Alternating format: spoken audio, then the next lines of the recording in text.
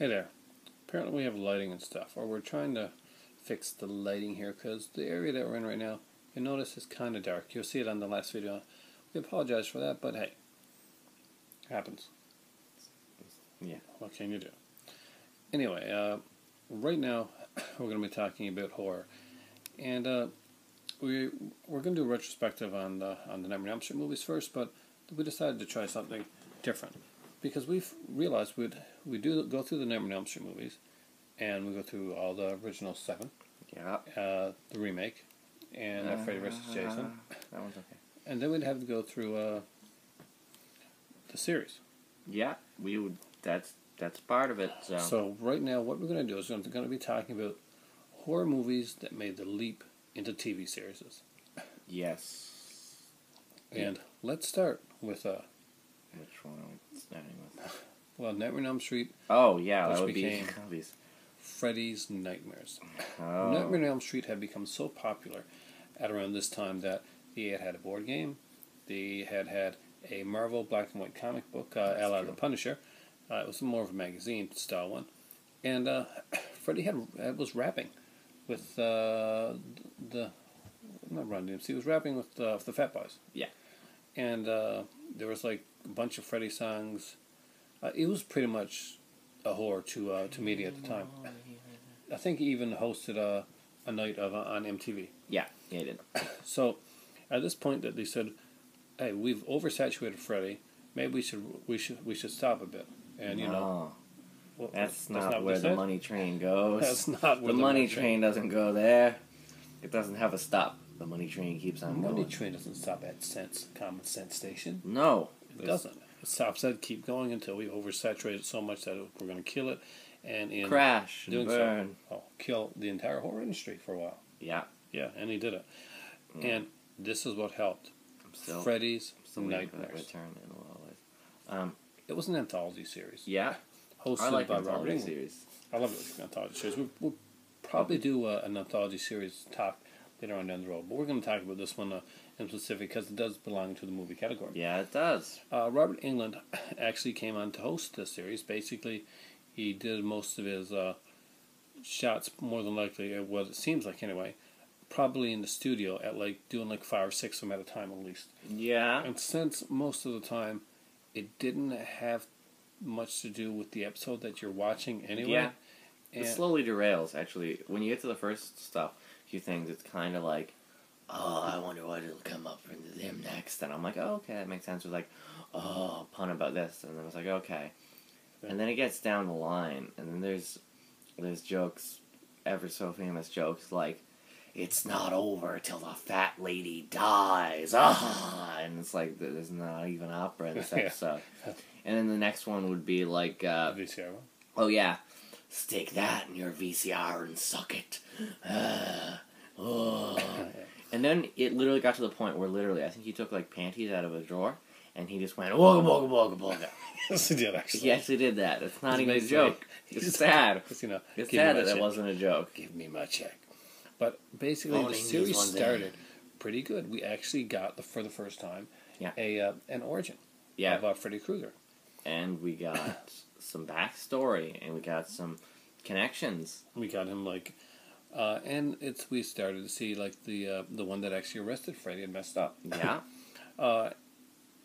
So we thought, hey, this is a good start. The acting wasn't exactly stellar. No, it wasn't.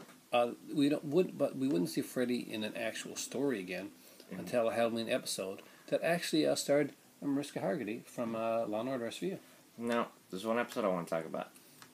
There's one episode I really want to talk about. You're going to talk about that episode that I'm thinking about. Yeah, obviously I'm talking about that episode. There's an episode where, I don't remember exactly the full details. There's this kid, this teen, and he's in school. Okay, some of these episodes, for some reason... Okay, yeah, look, I got to preface this before we go any further. Freddy's Nightmares was not a show that came on at 9:30 at night, or even 7:30 at night, or anything like that. Freddy's Nightmares was a show that came on at 2 or 3 o'clock in the morning. That's why they could get away with some of the bloodier stuff that they did. But for some reason, they decided to do a couple message episodes. Yeah. Actually, a bunch of message episodes. A very special episode. Yeah. Now, let's go to the episode. Pretty much what happens is this guy, he's having trouble with like school and stuff, and he goes along this like little adventure where things get all dystopian-esque, and he sees that his like a lot of his students are actually come from like almost a factory type thing.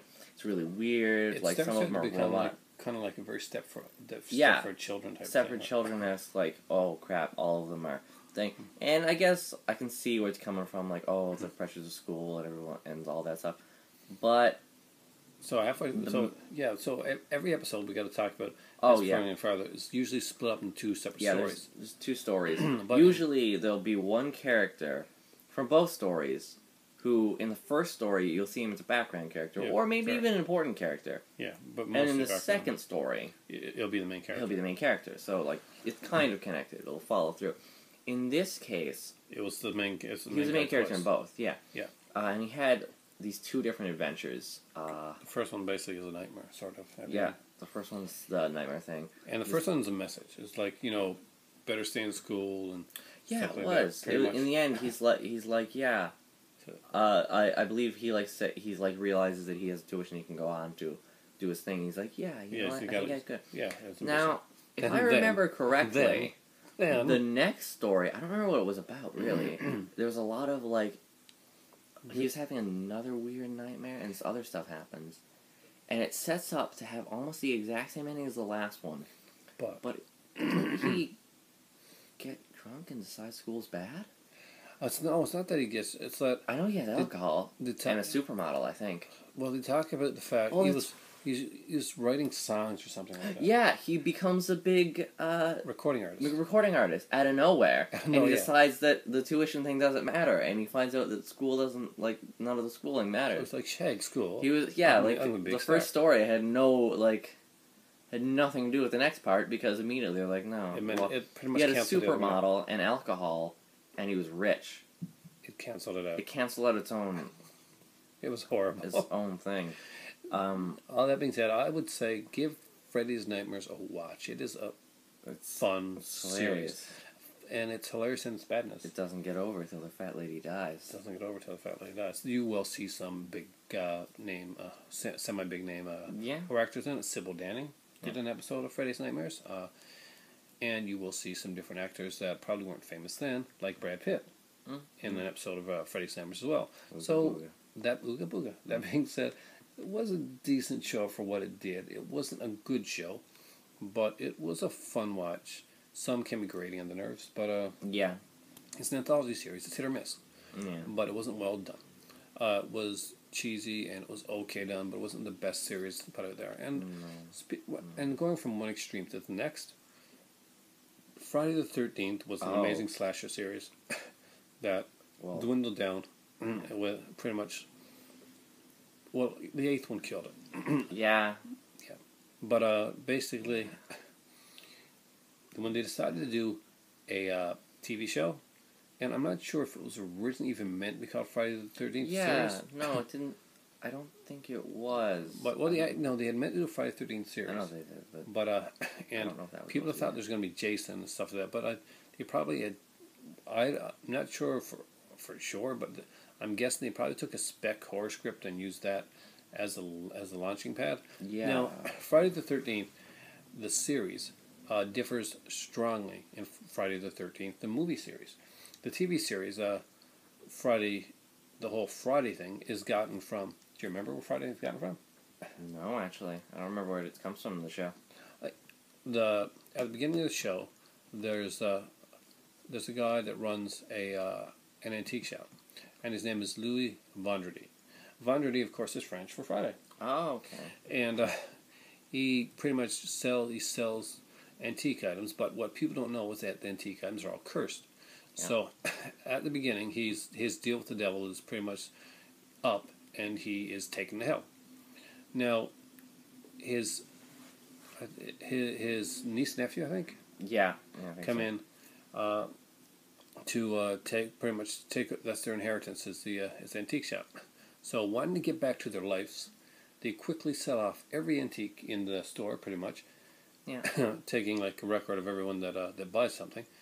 And for like receipts and stuff like that purposes, insurance and all that, and once they do, then the guy shows up, played by Christopher Wiggins. Yeah. And tells them basically Jack, I think his name is Jack Marshak, and he shows up and tells them that all these items are cursed. People are going to die. We got to get the shit back. I'd rather like it if you hadn't sold anything. You haven't sold anything, right? Any of the terribly deadly items that will kill everyone? I think, does the mask show up in one episode in the background, doesn't it? Jason's mask. I don't think the mask shows up until... I don't think it's in an episode, but I think it's in the background in their vault. I would have to go the back and only check connection, I think, is that. No. Well, no, the connection becomes stronger later on when Jason Goes to Hell comes about. Yeah, because the guy? Yeah. Yeah, okay. And basically, what we get here is an anthology series where basically which is done differently, because in this one we have two main characters. Well, three main characters, really. But they're two, like the guy and the girl are basically the main characters through almost all the series, but not all. Yeah. And they're going after a different cursed item every time. Now, I remember the dummy episode a lot. That was creepy. Yeah, it was a creepy good one. But the really cool thing about the series is that there were some... This was shot in Ontario, Canada, and there were some big-name directors behind it. David Lynch, I think, did an episode. And... oh my god, don't tell me I'm not going to remember his name. But he directed The Sweet Hereafter. Adam McGuyan directed an episode. And I think some pretty cool stuff. I know there was one episode that really stood out. It was really cool. And it was about a mulcher. Basically, this guy it was kind of like a simpler or something like that. But anyway, he wanted money. In order to get money, what he would have to do was he would throw a person into this cursed mulcher, and money would fly out the other end. Cheesy as it sounds, it was a really effective episode. Every once in a while, you get a cursed episode that was used twice. The one that comes to mind is the Accursed Mirror. Oh, okay, yeah. And that was used in a couple episodes. Now, partway through the series, the main actor leaves the show. But they had brought in a third actor. Honestly, the guy's kind of stiff, and he doesn't act as well as the main actor. And he was kind of doing an episode here or there, and he seemed like he was going to be kind of more badass, and maybe something's going to happen, and he's going to turn bad or something like that. I don't know, but I was hoping they were going to do something different with him. But when the main actor left, he was pretty much the replacement actor for the main actor.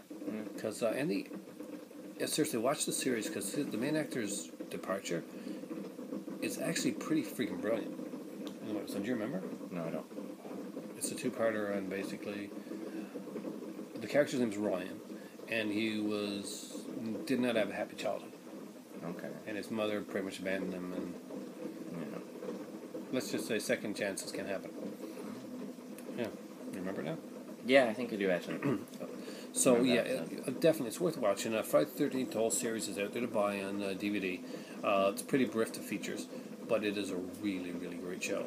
And before we go any further into this, basically what we're going to do is going to split this one up because we have more to talk about.